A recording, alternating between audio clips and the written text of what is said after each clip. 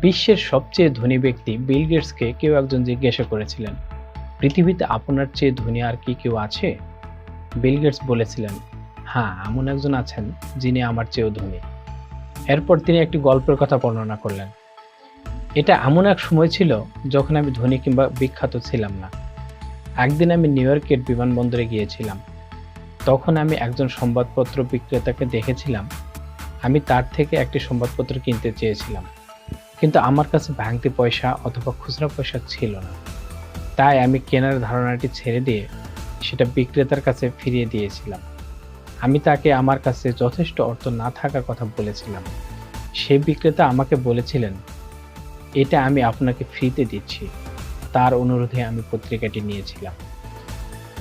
কাকতালীয়ভাবে 2 থেকে 3 মাস পরে আমি একই বিমানবন্দরে আবার অবতরণ করেছিলাম এবং সেদিনও পত্রিকা কেনার জন্য আমার কাছে কোনো ভাঙতি ছিল না। বিক্রেতা আবার পত্রিকাটি আমাকে ফ্রিতে অফার করেছিলেন। আমি সেটা প্রত্যাখ্যান করেছিলাম এবং বলেছিলাম যে আমি এটা নিতে পারবো না, কারণ আজও আমার কাছে যথেষ্ট অর্থ নেই।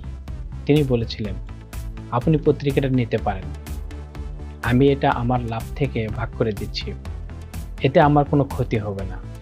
আমি পত্রিকাটি নিয়েছিলাম। 19 বছর পরে আমি বিখ্যাত এবং মানুষের কাছে পরিচিত হয়ে উঠি।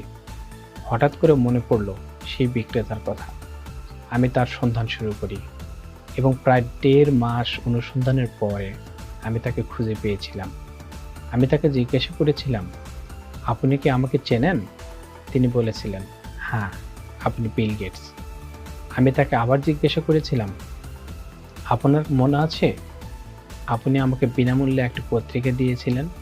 বললেন, হ্যাঁ, মনে আছে। আপনাকে 2 বার আমি পত্রিকা দিয়েছিলাম।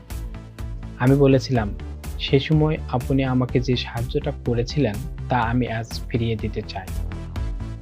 আপনি আপনার জীবনে কি চান বলুন, আমি সেটা পূরণ করব।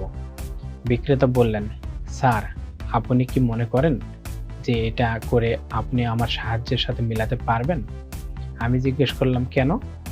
তিনি বলেছিলেন, আমি যখন দরিদ্র সংবাদপত্রের বিক্রেতা ছিলাম তখন আপনাকে সাহায্য করেছিলাম, আর আপনি আমাকে সাহায্য করার চেষ্টা করছেন তখনই যখন আপনি বিশ্বের সবচেয়ে বড় ধনী ব্যক্তি হয়ে উঠলেন। তাহলে কিভাবে আপনার সাহায্য আমার সাহায্যের সাথে মেলে? বিল গেটস বলেছিলেন, আমি সেদিন বুঝতে পেরেছিলাম যে সংবাদপত্রের বিক্রেতা আমার চেয়ে বেশি ধনী ছিলেন, কারণ তিনি কাউকে সাহায্য করার জন্য ধনী হওয়ার অপেক্ষা করেননি।